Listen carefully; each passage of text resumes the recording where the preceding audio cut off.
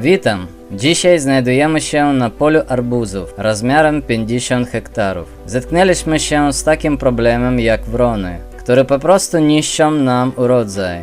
To jest rezultat obrażeń pozostawionych przez wrony, kiedy nie słychać urządzenia, takie dziury, po czym arbuz jest zepsuty.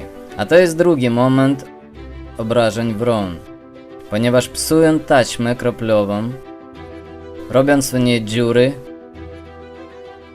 po czym trzeba ją remontować lub całkowicie zmieniać na nową, co jest ciężką i czasochłonną pracą.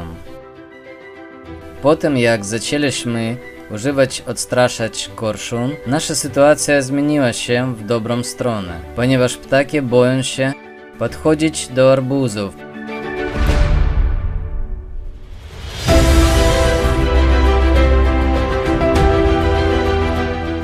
W zeszłym roku straciliśmy prawie 50% urodzaju. W tym roku, po wykorzystaniu odstraszacza korszun, tracimy 3-4% i planujemy zebrać 65-70 ton z 1